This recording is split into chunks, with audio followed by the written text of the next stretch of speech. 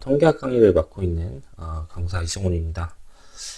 이번 통계학은 어떤 과목을 지금 대상으로 할 거냐면 행정, 입학고시, 한국은행 같은 금융공기업 뭐 이런 공기업들을 위한 통계학 시험들이 있죠. 네, 그런 통계학 시험을 대비하는 그런 강의를 준비했는데 여기는 이제 행렬 내용도 좀 필요하고 그다음에 확률론 내용도 필요하고 그다음에 통계 내용도 필요해서 일단 행렬 대수하고 그다음에 확률론 이론을 이제 소개하는 시간을 파트 1으로 갖고 파트 2 시간에는 이제 통계에 대한 내용을 다뤄보도록 할 건데 일단 이 행렬 대수를 뭐 다루든 확률론을 다루든 우리가 알아야 되는 게 있는데 그 미적분학이라고 하는 그 미적분에 대해서 좀 알고 있어야 돼요. 근데 아시는 분도 있을 수도 있고 아니면 이제 간만에 이제 보시다 보니까 모르시는 분들도 있을 것 같아서 기초적인 이제 기초 수업 파트를 먼저 준비를 했고 그 부분을 진행하면서 행률도 진행하고 확률도 진행하는 시간을 가져보도록 할게요. 자, 그래서 오늘 이제 첫 시간은 기초 수학 1시간으로 해서 일변수와 다변수 함수가 뭔지 다뤄보는 시간을 가져보도록 할게요. 일단 우리가 이제 수학적인 기호를 많이 쓸 건데 수학적인 기호는 좀 와닿는 분도 있고 안 와닿는 분도 있을 것 같아요. 그래서 이런 이제 집합을 먼저 표기를 해볼게요. 그러니까 이게 이제 진행을 하다 보면 이 기본적인 표기들이 많이 들어가다 보니까 알고 있는 편이 좋을 것 같아서 요 n 그 다음에 g, q 여집합, r, c 이렇게 표현되고 있는데 보통은 우리가 이제 1, 2, 3, 4, 1, 2, 3, 4라고 하는 수세기 활동을 먼저 진행을 하죠. 그냥 숫자가 어떻게 나왔는지 간단하게 한번 생각을 해볼게요. 하나, 둘, 셋 이런 거 세다 보니까 이런 숫자의 개념이 생겨나요. 그게 이제 뭐라고 하냐면 자연수라고 해요. 자연수.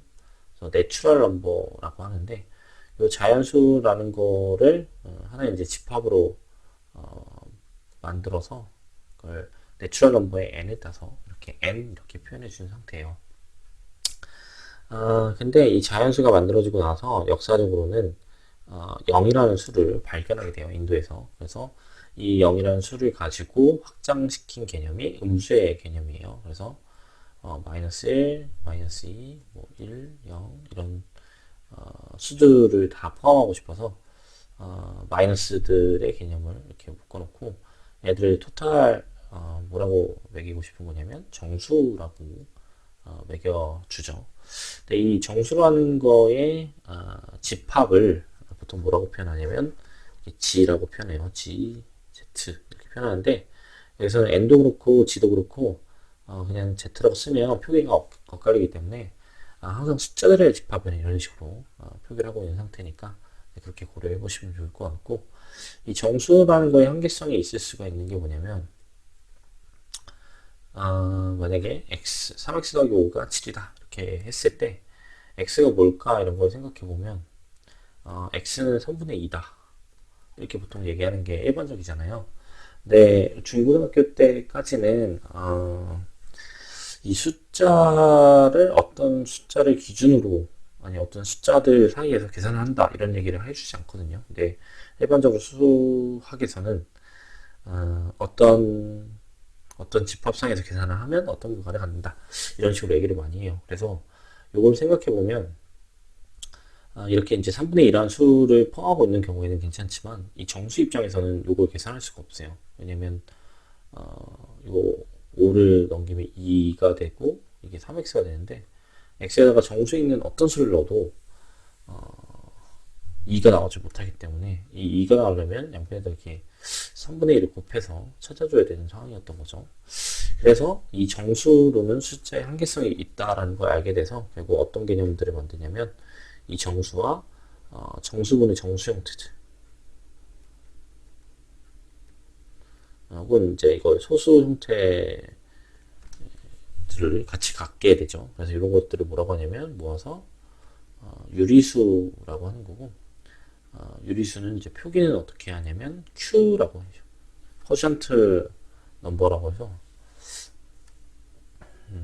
Q라고 표현을 해주고 이렇게 해서 유리수가 만들어지는 거고 이 유리수가 이후에 뭐 x제곱이 2가 나오는 수가 뭐냐 뭐 이런 개념 때문에 무리수의 개념이 만들어지고 이 무리수의 개념을 Q의 여집합 정도로 이렇게 표현하고 이 두 집합을 포함해서 R이라는 실수의 개념을 만들어줘요.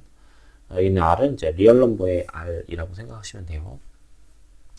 자, 그 다음에 마지막으로 제곱을 취했을 때 음수가 나오는 수가 있을까? 이런 개념 때문에 허수의 개념이 생겨나죠. 그래서 허수라는 개념이랑 이 실수라는 개념을 합쳐서 뭐라고 하냐면 복소수라고 해요. 이 허수라는 거는 이제 제곱해서 음수가 나올 수 있는 이런 수들을 다 우려하는 거고 이거 이제 토탈에서 실수랑 허수를 포함해서 복소수.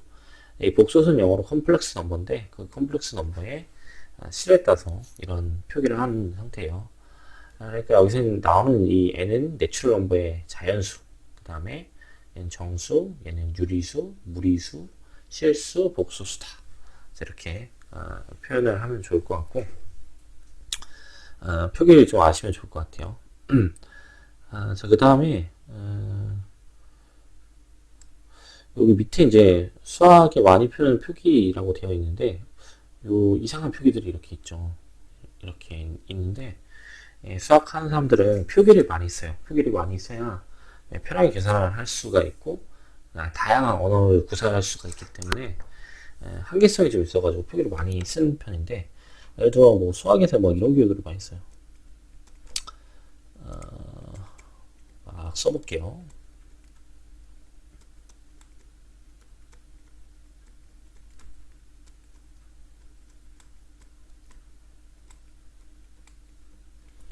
자, 이렇게 쓰면 나는 수학 교육밖에 안 쓴 것처럼 보이겠지만 실제로 이건 언어예요. 그러니까 마치 우리가 코딩 같은 거 생각해 보면 그 언어가 있었던 것처럼 수학도 언어가 있는데 이거 이제 직접 우리가 할 건 아닌데 이런 식으로 이제 표기를 많이 한다는 거죠. 표기로 표현하는 방법을.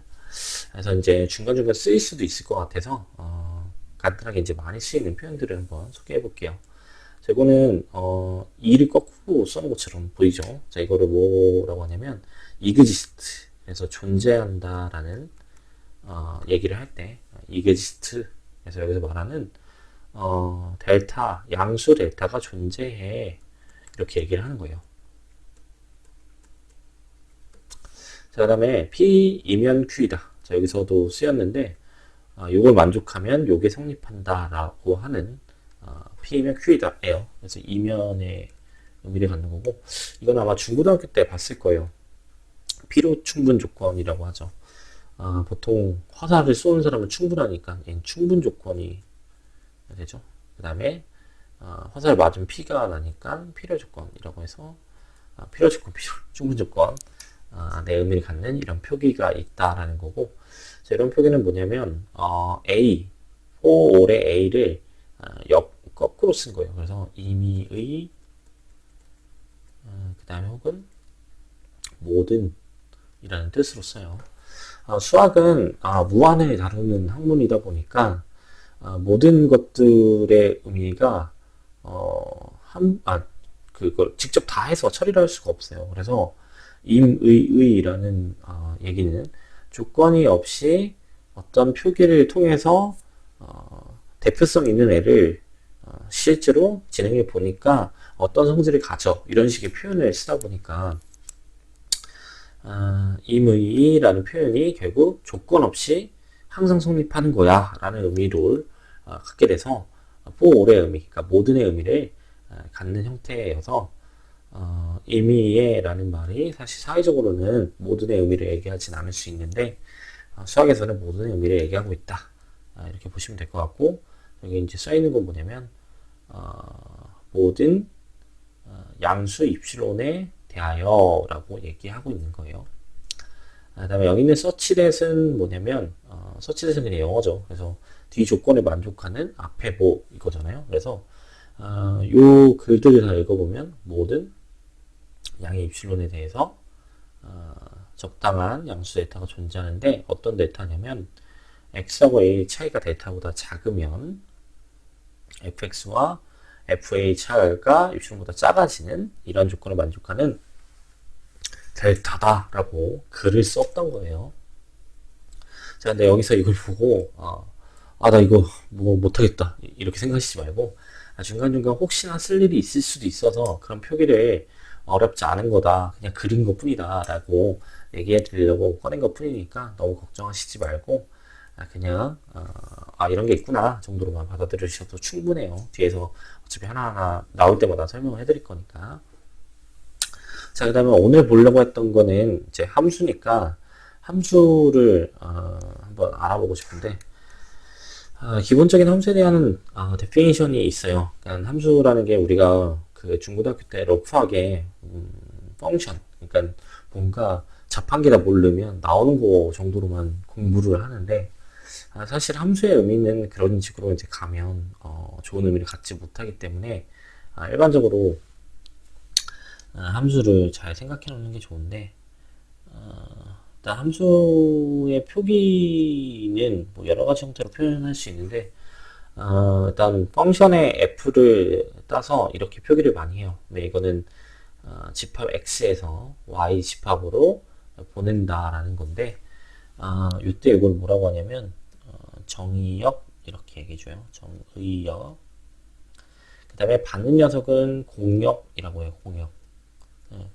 그 학창시절에 치역 뭐 이런 걸 배운 분들이 있을 텐데 공역이랑 치역이 또 다른 거니까 구별을 좀 지어주시면 좋을 것 같고 예를 들어서 뭐 소개를 해볼게요. 자, 함수가 이렇게 있는데 1, 2, 3, 4, 5, 6, 7 이렇게 있다고 해보죠. 1, 2, 4를 쏘고 그 다음에 2가 5를 쏘고 함수가 될 수 있는지 이런 상태가 함수가 될 수 있는지 한번 생각을 해봐요. 그러면 우리가 막 어렸을 때 그 문제집 같은 거 풀면 이런 건 함수가 아니야 이렇게 배웠을 텐데 그 이유가 뭐냐면 함수에는 두 가지 조건이 있는데 처음 조건이 뭐냐면 모든 원소는 정의역의 원소는 항상 함수값을 가져야 된다 이렇게 얘기를 해야 돼요. 그래서 써보자면 모든 정의역의 원소는 함수값을 갖는다.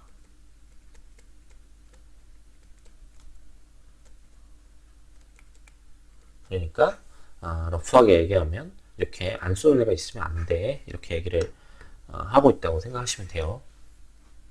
그래서 이렇게 이제 썼다고 해보죠. 이렇게 3이 6을 쏘고 7도 썼다고 해봐요. 자, 이런 식으로 쏘게 되면 모든 정의역의 원소가 그 값을 보낸 건 맞지만 다 쏜 건 맞지만 이렇게 보냈을 때는 하나의 x 원소가 두 개의 y 값을 갖기 때문에 우리가 원하는 함수의 역할을 해주지 못해서 이런 경우를 배제시키고 싶어서 두 번째 조건을 넣어줘요. 그래서 함수의 정의의 두 번째 조건은 뭐냐면 하나의 x는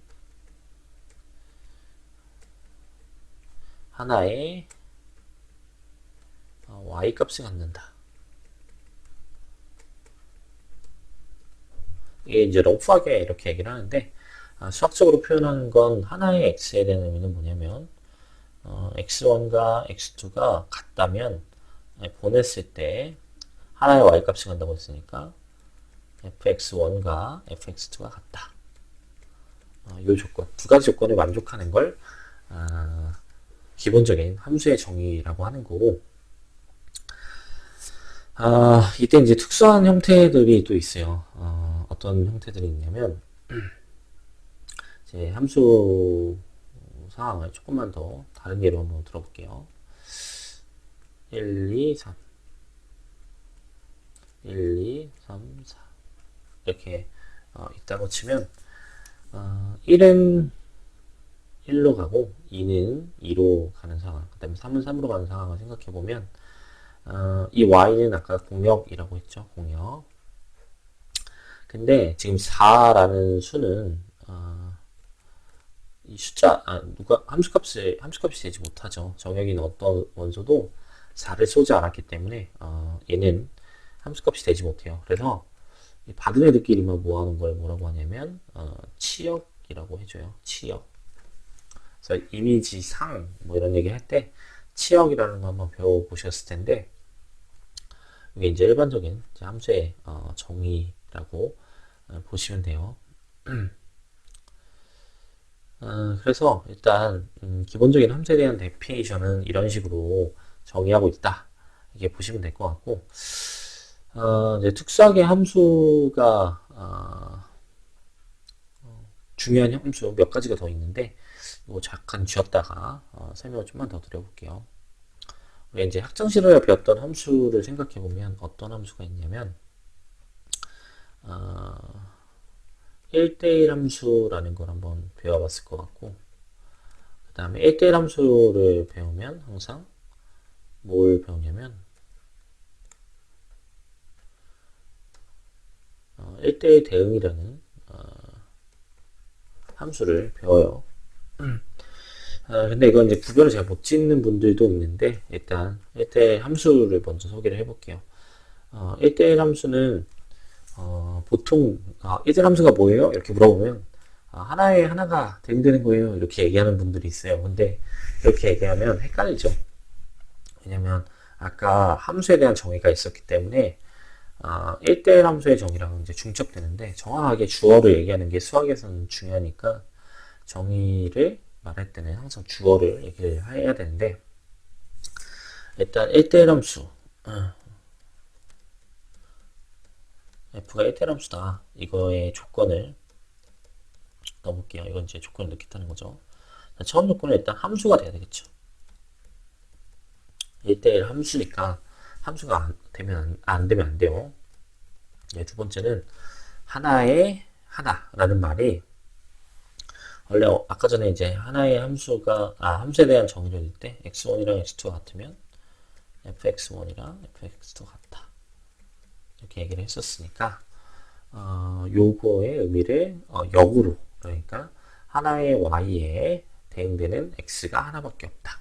하나의 y에 대응되는 x가 하나밖에 없다. 즉 fx1과 fx2가 같으면 x1과 x2가 같다 라고 하는 정의를 가질 때 1대1 함수다 이렇게 얘기를 해줘요. 실제로 아마 고등학교 때는 이걸 대우조건이라고 하죠. 대우조건에 의해서 표현해 주는데 대우조건이라는 건 뭐냐면 결과가 아니면 보낸 게 아니다. 뭘 같은 명제로 보는 거죠. 그러다 명제가 참 거짓이 같이 가는 상태여서 표현을 이렇게 해주는데 아마 고등학교 때는 이렇게 이제 배우셨을 것 같고 밑에 있는 것처럼 실제 이제 정의는 이렇게 표현되는데 그러면 함수이기 때문에 역은 이미 성립하는 거예요. 그래서 1대1 함수가 되면 필충 조건이 되는 거죠. 하나의 x에 하나의 y. 그러니까 어떤 상황을 생각하시면 되냐면 일단 함수가 돼야 되는 거니까 1, 2, 3, 1, 2, 3, 4 하나의 x가 하나의 y를 써야 되는 거니까 이렇게 쓰면 함수인데 y 입장에서 보면 나한테 쏜 놈이 하나씩밖에 없죠. 1에도 하나, 2에도 2 하나, 3에도 3 하나 이렇게 있으니까 하나의 y 대응되는 하나의 x 값이 하나밖에 없어서 결국 1대1 함수를 이루고 있는 상황이고 근데 이거 남는 게 있잖아요. 이거는 아니라고요? 어떻게 보는 거냐면 이게 이제 1대1 대응에 대한 정의의 조건이 되는데 1대1 대응이라고 하는 건 뭐냐면 일단 하나의 조건은 1대1 함수가 돼야 돼요. 1대1 함수가 그래서 앞에 있는 조건을 이미 만족한 상황이고 두 번째는 정의역이 아니라 치역의 원소랑 그다음에 공역의 원소가 같은 경우 그러니까 이런 경우는 1대1 대응될 수 없죠. 그러니까 이게 이제 치역이고 공역은 y니까 1, 2, 3, 4가 되는 거죠. 그래서 이런 경우가 없어져야지 1대1 대응이 되는 거고 이런 4가 살아남으면 1대1 대응이 될 수 없고 1대1 함수까지밖에 안 되는 거죠. 그래서 이런 이제 기본적인 함수의 정의를 받고 근데 우리가 그러면 만나려고 하는 함수는 뭐냐 이제 이게 핵심인 거죠. 우리는 미적분학의 내용을 기초적인 내용들을 다 알고 있어야 돼요. 왜 그러냐라고 하면 통계 기반은 이미 확률이고 확률에 대한 계산을 할 때는 미적분의 개념이 없으면 한계성이 분명히 있어요. 제일 큰 부분이다 보니까 미적분의 내용들이 있어야 되는 상황이고 확률론의 기반이 미적분이다라고 러프하게 생각해도 괜찮을 정도로 그런 상태로 보시면 돼요. 미적분에서 다루는 함수들이 뭐냐? 이렇게 지금 고려를 해보죠. 그러니까 물론 그 확률론을 위해서 지금 미적분을 만든 건 아니지만 미적분을 모르면 확률론을 하기 힘들다는 거죠.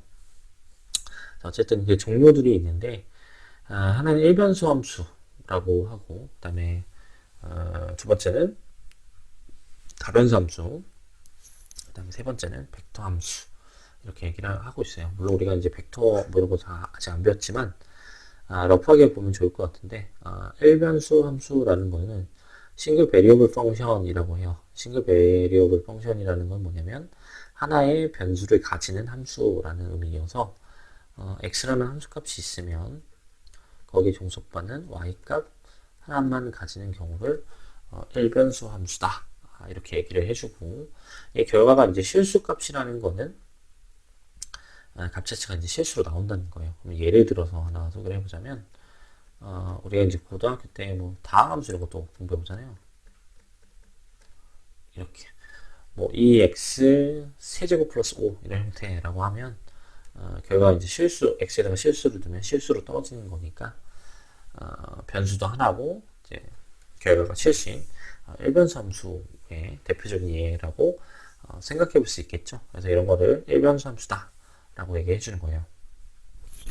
자, 그러면 이제 다변수 함수는 뭐냐? 이제 헷갈리면 안 되는 건 뭐냐면 다변수 함수랑 벡터 밸류드 펑션이랑 좀 구별을 잘 하셔야 되는데 다변수 함수는 일단 변수가 여러 가지는 맞아요. 그래서 지금 Rn이라고 표현해놨는데 이건 이제 순서상의 개념이어서 x1, x2, x3 해서 이 순서상이 n개 있는 걸 얘기하는 거예요. 그래서 요게 이제 대응되는 결과가 실수로 떨어지는 거.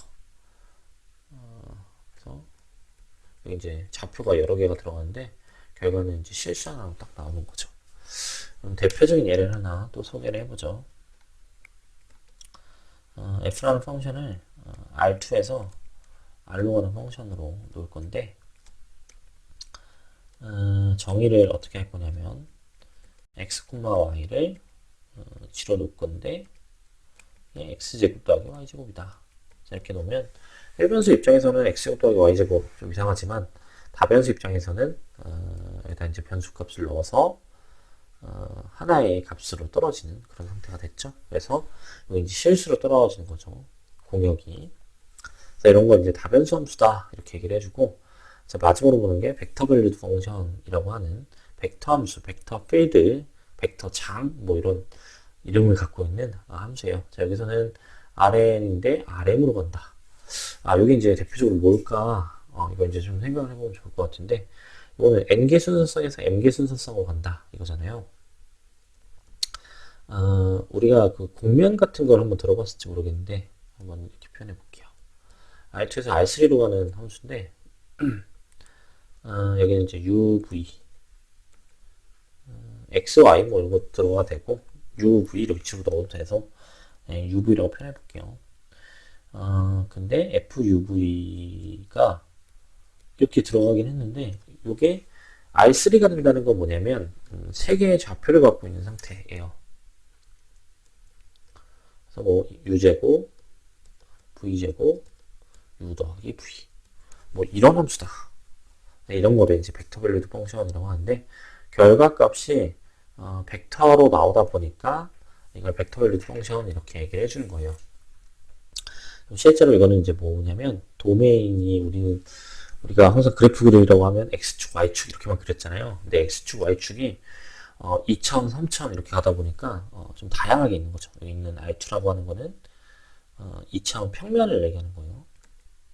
평면에 어떤 일부의 영역이 이렇게 있으면 그게 f라는 함수를 타고 가서 R3라는 공간에 어떤 물체로 이렇게 있는 상황이 되는 거죠. 여기서는 적당히 이제 서피스 형태, 공면 형태를 이루게 될 텐데 자, 이런 펑션이 벡터 밸류드 펑션이다.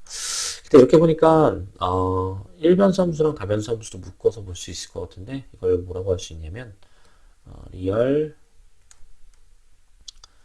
밸류드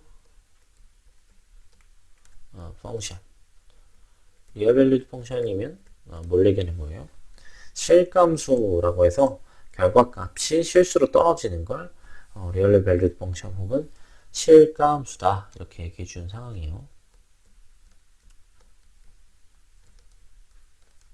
자, 그래서 이 미적분학에서 만나는 함수는 이렇게 이제 세 가지 종류가 되는데 여기서 이제 핵심은 당연히 일변수랑 다변수 상황이 있어요. 그러니까 원래는 일변수 함수를 가지고 일반적인 이제 확률 상황을 만들고 그다음에 다변수 함수를 가지고 결합 밀도 함수나 뭐 결합 분포 함수 같은 형태들을 만들어서 일반적인 확률 변수를 확장시키는 작업을 하고 그 확장시킨 작업을 가지고 여러 변수들 간의 관계들 혹은 상관계수들 뭐 이런 것들을 계산하는 작업들을 하다 보니까 기본적으로 이런 걸 알고 가셔야 되는 상태다.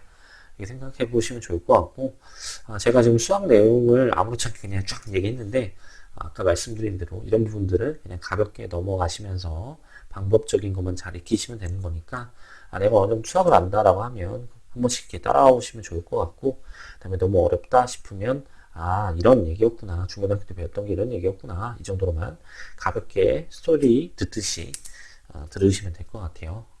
자, 그래서 오늘 내용에 대해서 한번 이제 예제 문제 풀어보면서 복습을 해보면 좋을 것 같은데 예제 문제를 보니까 어떤 문제가 나와 있냐면 다음 함수들은 어떤 함수인지 구별하시오 이렇게 얘기를 하고 있어요.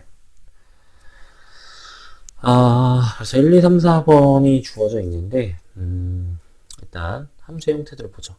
이 변수가 지금 몇 개가 있냐면 이렇게 이제 각각 개수가 다 다르죠. 그래서 상황을 보니까 얘는 이제 변수가 두 개, 여기도 두 개, 여기 세 개, 여기는 한 개, 여기는 두 개 이렇게 되어 있네요. 자, 그러면 이 함수의 형태를 이제 써보자면 자, 1번은 정의역은 두 개, 변수가 두 개라는 거는 결국 R2라는 순서상에서 보내겠다라는 거예요.